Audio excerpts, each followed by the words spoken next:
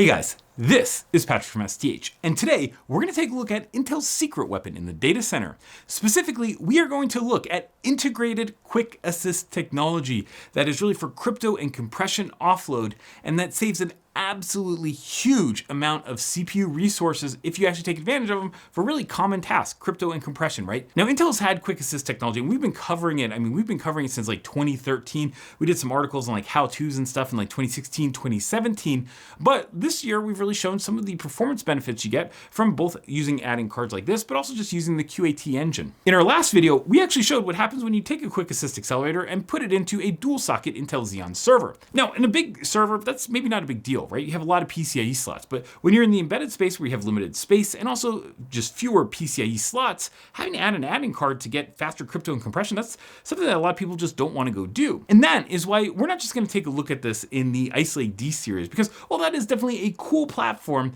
what is, I guess, more impactful is just the next generation Sapphire Rapids. I mean, these are going to have, they're going to sell a gajillion of those CPUs. And when they do that, the vast majority of them are going to have QuickAssist built in. So you're going to get QuickAssist without having to add an add-in card, and then it's just a matter of actually using it. And by the end of this, you're going to see why not adding a card and having it built into the CPU is going to give you absolutely massive gains.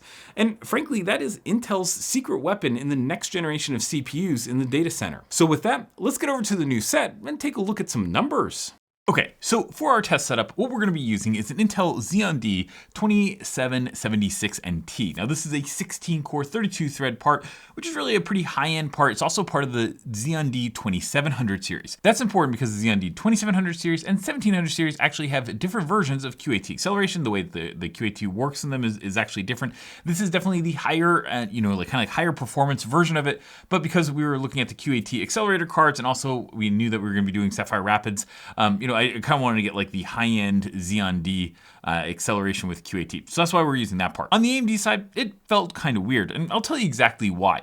We were using the AMD EPYC 3451, which is a 16-core, 32-thread processor also. It's also in the exact same embedded space. I mean, they compete directly with the Xeon D that we were using, but on the other hand, it's frankly an older part. I think the first time that we reviewed that or a platform with that was in like 2020. And just to be sure that that's what we should be using, I actually sent a note to like my AMD rep and said like, hey, should we be using this? And AMD's like, yeah, that's basically what you got. There's nothing that's was going to be releasing between when we did that testing back in the end of June and now. So I kind of knew. I was like, okay, well that's what we're going to use. And I even said like, hey, if you're going to release something, let me know and I'll hold this off. And they didn't. So this is kind of what AMD has, and it's kind of a bummer. There's another difference with the AMD platform. On the Xeon D side, we could actually use the onboard NICs because those are kind of like a little bit higher end NICs. The versions that the AMD folks have, they're like kind of good if you just kind of need absolutely basic, like bare bones 10 gig networking. But for the kind of stuff that we were doing, especially at higher speeds, they're not fast enough.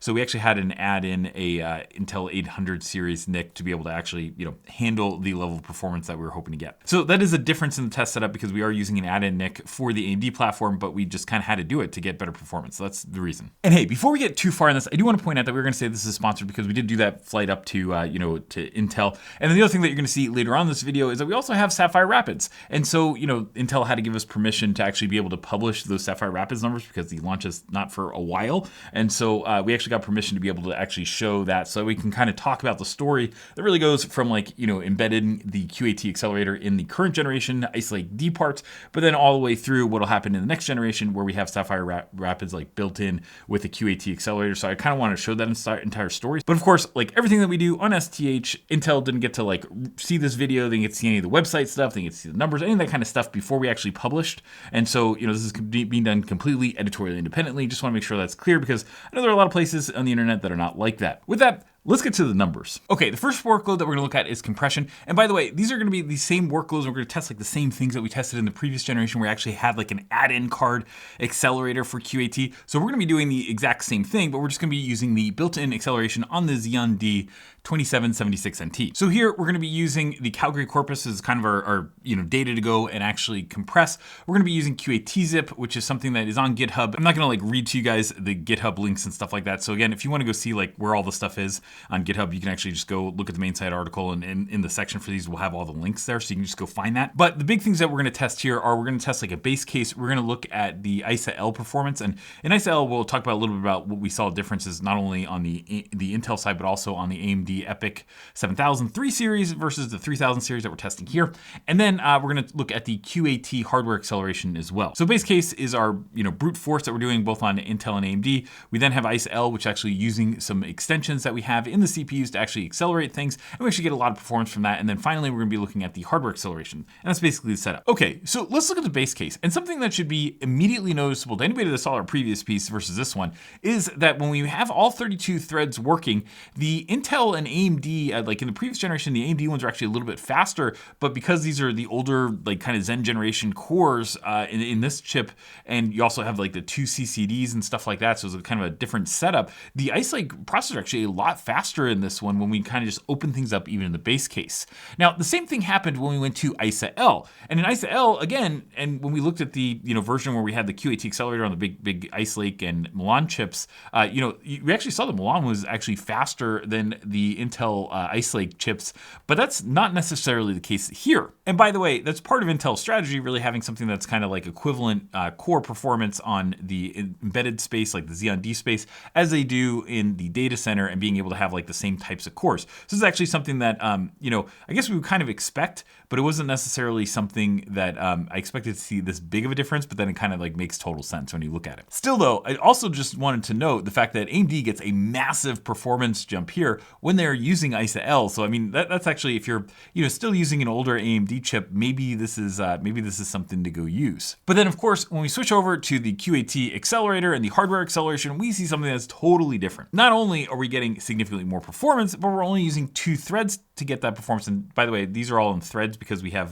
32 threads where we're using both the SMT threads as well as the physical cores, but these are on physical cores, and you see that those 2 physical cores are just absolutely blasting performance, and it's because most of the calculation and most of the compression is being done on the QAT accelerator. And just kind of flipping that up and looking at it on a performance per thread basis, because you may not actually need the maximum amount of performance, but just like what does it look like if you're just kind of like saying, okay, well, how much performance per thread that I'm investing in this, you're actually getting a pretty huge difference between the Ice Lake Ice Lake D with that QAT accelerator built in, and also the EPYC, which doesn't have that, right? And again, this is totally expected, but just kind of wanted to show you the scale of the difference. And by the way, the compression performance is important here because the Ice Lake D processors or Xeon D processors get used in storage arrays, and also like QAT accelerators actually get used by like big vendors. And a good example is like Dell EMC Power Store is like my favorite one. They actually use QAT accelerators for their compression, right? So this is actually something that is a workload that is very, very relevant to this market. With that, let's go look at the VPN performance. VPN performance, of course, on Xeon D makes a lot of sense, right? A lot of these Xeon D chips get used for things like being VPN appliances, right? Just being endpoints that are just doing IPsec VPNs. That's like all they do all day. And so I wanted to take a look at like, well, what happens if we actually go and use the QAT hardware acceleration? Now, the VPN appliances that are using the Xeon D-2700 series, by the way, are super specialized, right? I mean, because you actually have all the networking that you pretty much need built into the chip. So you don't actually need to go have an add-in NIC, which makes a lot of sense why you'd use Xeon D for that. But then also you have these accelerators. So those are the kind of appliances that you'd be buying from a big vendor and that would actually take advantage of this. So in the Ice Lake D series, that's really important, and what you'd probably use is the QAT engine. And then the QAT engine has like 2 backends, right? There's a vectorized AES, and that really uses the software extensions that are built into the Ice Lake generation. The flip side to it is also that you could use the QAT engine with the hardware acceleration, and that's really where we're using the onboard accelerator on the Xeon D-2700 series. Now on the AMD side, the EPYC 3000 series doesn't support the vectorized AES. They don't have the hardware accelerator. On the vectorized AES stuff, maybe that would be one to kind of watch STH for in the future. But the fact of the matter is that we basically just had a base case with them because they don't really have that kind of acceleration. So we could use things like AES and I, but we can't really like kind of use the higher level features. And so that kind of was a bummer. So what I wanted to do was actually show something, which is what happens when you do this workload, which is a high throughput workload, and you actually go push it across the 2 CCDs, or if you keep it all in 1 CCD. I think that's important, and it's actually part of the profiling process that we did. So we're gonna take a look at that in a second. So this one we could actually run completely on physical cores, which is great. And something that we saw was that we only needed about 8 cores to be able to run, up to about the speed of the QAT accelerator. And what you can see is that we're definitely utilizing those 100 gig NICs, right? I mean, this is performance where we're talking about performance that is greater than 90 gigabits per second. And And we're using 8 cores with the VAES backend for QAT engine. And then when we actually switch that over to the hardware accelerator, we're doing the same thing, but we're only using like 2-ish cores to do that. So while the total amount of performance that you're getting may look kind of similar, when you actually look at it on a performance per core basis, well, it actually doesn't look that similar, because you can actually see that the QAT hardware acceleration is way faster, which is exactly what you'd expect. And I just want to point out the fact that the AMD numbers are not great, but that's kind of expected just based on what kind of like feature set they have in the chips, which just frankly needs to get updated. But what I did want to also show, because this was still the era where you had like CCD, you had two CCDs to get your 2 8-core segments, or 2 NUMA nodes with 8 cores, and then you didn't have like the IO die. This is like really the EPYC 3000 series, really kind of like the older architecture, be like a 2017-ish mainstream EPYC processor, but a little bit later with the embedded market. But I just kind of wanted to show something that we actually did, like an entire profiling exercise of like trying to figure out like where we could place threads, and like how many threads, and like where we could put everything to actually make better performance, or see better performance.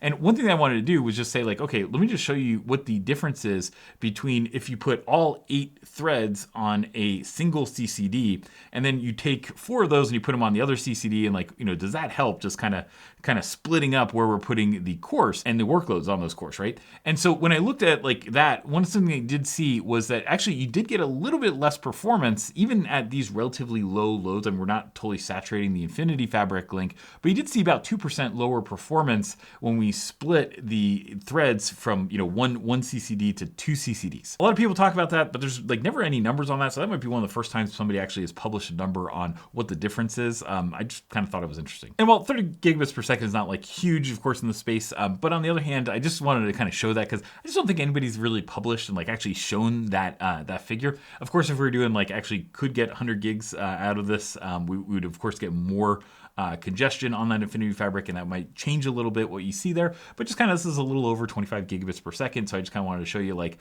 what that looks like and the impact of that architecture. Okay, for the last one, another kind of really simple use case. What happens if you just need to go do HTTPS TLS with nginx, and like tons of websites out there. A lot of people use nginx, HTTPS, everybody's using that. And so just kind of like, what does the performance look like when we do that? Now, what we're doing here is we're actually using a figure, I think we're shooting for like 43,000 connections per second, but it's a little hard to tune exactly for that because like if you use an entire core, like it impacts the performance by a certain amount. And so, we're just going to try targeting that and just kind of show you what the performance levels are here. In the baseline case, we're just running both the Intel and AMD chips flat out, just seeing, how much performance we can get. And just the fact that the Ice Lake cores are a little bit newer, we do see that they actually get better performance in this one. But you can see those are kind of like equivalent in terms of like performance per core. Now, when we change that and we actually go add the QAT engine and we use that software offload, with that, we basically get 2 things. First, we get to use fewer threads. So we're down from 32 threads down to 30. And then we also get a lot more performance. Not quite 3x, but pretty darn close to that. But when we switch over to using the QAT hardware accelerator, we go from 30 threads down to only 16 to get that same-ish level of performance. So here's what that looks like on a performance per thread basis. Now, one thing that is noticeable here is that this actually looks a lot different from what we had on the larger, like kind of mainstream Xeon and EPYC processors. Because number one, we already talked about the fact that we're using older generation Zen architecture. But the other one is really just the fact that we are using 32 threads to kind of hit this. And that means that we're using both the cores, the 16 cores, but we're also using the SMT threads, right? So the difference is that on the big sockets, we actually had the ability to, we had 32 core CPUs for both AMD and Intel. And so we were able to go, and we had 2 of them. So like we were able to run everything on physical cores and hit these performance levels. And so the impact of the QAT accelerator, the hardware accelerator, was actually more there just because the level of performance that we're getting is on just the cores themselves is limited by the fact that we only had 16 cores. So it is kind of a weird nuance, and we still get better performance, but just the scale or magnitude of it is not as big just because of how many cores and threads that we're actually using to hit this level of performance. So while it's cool that we have the integration on the Ice Lake D chips or Xeon D-2700 series chips, what we don't have is we don't have that core count. So what would it look like if we actually had the higher core counts and we also had the QAT accelerators? Well, for that, we might look at Sapphire Rapids, and we are actually getting to show you Sapphire Rapids here. Let's do that. The real reason that I wanted to look at the Ice Lake D is because, well, Intel is actually going to take QAT and put it into its next generation of 4th generation Intel Xeon scalable processors, codenamed Sapphire Rapids. If you've never seen one, this is a Sapphire Rapids CPU with a little bit of fancy lettering. I got this, actually I pulled it out of a display case. I probably wasn't supposed to do that, but I did it anyway. Here is the back of it. And you'll notice that I have a server over here. Intel is not letting us tell you what's in this server, other than to say these are, I guess, high-end next generation Xeon scalable processors. And just to kind of give you some idea, let's take a quick look at some of these charts when we actually chart out the performance per core. We're not going to go do the full one, but let's kind of expand our data set. And we're going to look at the old Ice Lake data. We're going to look at so basically 32 core Ice Lake and Milan. We're going to look at 60 core Sapphire Rapids and 64 core AMD EPYC Milan. And then also we're going to have the EPYC 3000 and Xeon D-2700 series that we had in this piece. Now let's just take the nginx HTTPS for example, and they all basically look like this, but we're just going to kind of show you a subset. But if you look at the nginx HTTPS test, you're going to see that the TLS handshake, if you have the Sapphire Rapids and you have the QAT acceleration on there, you're doing a ton more per core. And that's, absolutely awesome, right? The thing to keep in mind here is that not only are we getting more performance per core, but we're actually getting more performance than even when we had the add-in PCIe QAT accelerator previously. And the other thing to keep in mind here, by the way, is the fact that when you see these giant numbers where you have this giant Sapphire Rapids bar, the thing to keep in mind here is that we are using the QAT acceleration on Sapphire Rapids, but that QAT acceleration, we're only using 11 cores here out of the 120 cores that we had in the system. If you were to go and look at the Xeon D that we've been looking at and seeing how awesome it is in the rest of this piece, you'll notice that's using 16 cores. So even though we're using fewer cores with Sapphire Rapids, because the accelerator or the QAT accelerator is much faster, we end up getting both more performance and more performance per core. And then when you look at the compression performance, you're going to see basically the exact same thing that we saw, that Sapphire Rapids is way, way faster. Now, of course, the CPUs that are in here are pre-production parts, which means that in theory, you could get more or less performance in the production versions. But my sense is for QAT purposes, this is going to be pretty much what Intel is targeting, because I've seen kind of the marketing slides and this kind of jives with those, right? So now that you've seen what you get when you start adding things like that QAT acceleration into not just the embedded parts and not just in an add-in card, but now all the way into actually the CPUs themselves, so you don't have to go add anything, you just have the accelerator built into that CPU. Hopefully that gives you an idea of just how good this is going to be in the future. The other side to it is that you don't necessarily need to have a 60-core CPU to be able to take advantage and be able to, use this QAT accelerator. You can actually use it with fewer cores, and that's important for folks that have to deal with things like software licensing and stuff. Like if you have Microsoft Windows Server or something like that, you're going to end up having per core licensing, and that's where this would be really advantageous. But my hope is that as this technology gets integrated into CPUs, that people just use it because it's there. It's like free performance. All you have to do is actually utilize the accelerator that we built into the chip itself. So hopefully folks take advantage of it because it's absolutely cool when you can. But there are definitely some gotchas that we have to talk about when we talk about QuickAssist. And a really good example of that is the first one, which is just that QAT is not static. Intel changes and actually adds different ciphers to the suite. And that's over time. So if you have a server that's installed, or an edge embedded device that's installed in year one, then you have to kind of think well, that acceleration that you're kind of counting on, that has to kind of last you for the next 4 or 5 years, right? And some people even have longer time horizons. And a really good example of that is WireGuard. And the bulk decryption algorithm there, that's ChaCha20 Poly 1305, right? And that wasn't even really, supported by QAT until V3. So it's really kind of the newer version of QAT. And just, that's an example. If you have older versions, then you aren't going to be able to accelerate that part of WireGuard, which is important, right? So those are the kind of things that if you don't have the right cipher, then QAT really doesn't help you.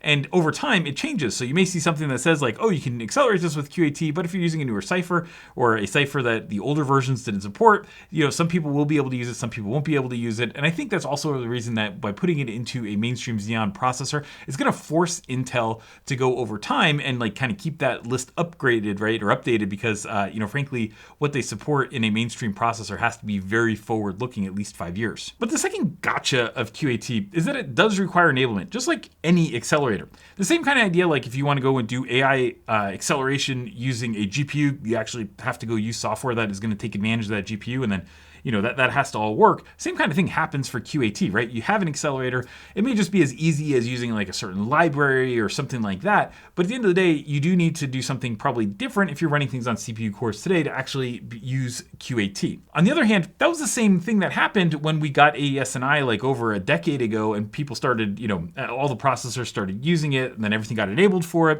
And there was a period of time where people like kind of didn't know if there's going to be AES-NI in a processor, but nowadays everybody just kind of assumes that it's going to be there.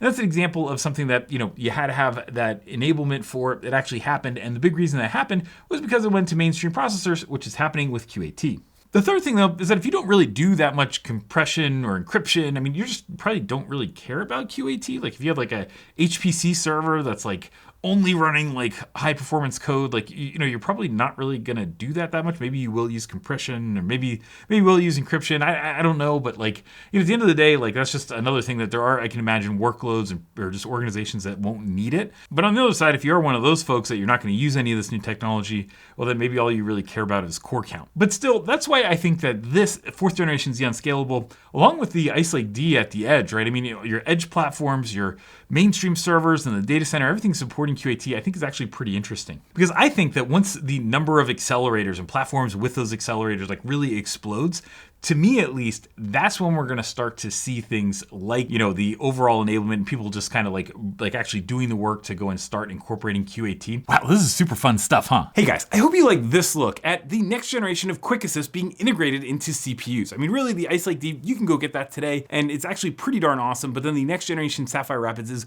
much faster, and frankly, I think that's the big deal. When you start integrating QuickAssist into the next generation of processors, I mean, that's really where people start using this all the time. And it's really what we saw when things like AES-NI became a standard. And then, we actually kind of saw that adoption take off. And now, things like HTTPS websites, they're all over the place. A large part of that is really due to the fact that we are using AES-NI to offload that crypto, and having all the server processors start to use QuickAssist. I think that's something that, gives us another level of performance in terms of crypto and compression performance. And if you did like this video, want to see more of our server content, well, why don't you give this video a like, click subscribe, and turn on those notifications so you can see whenever we come out with great new videos. As always, thanks for watching. Have an awesome day.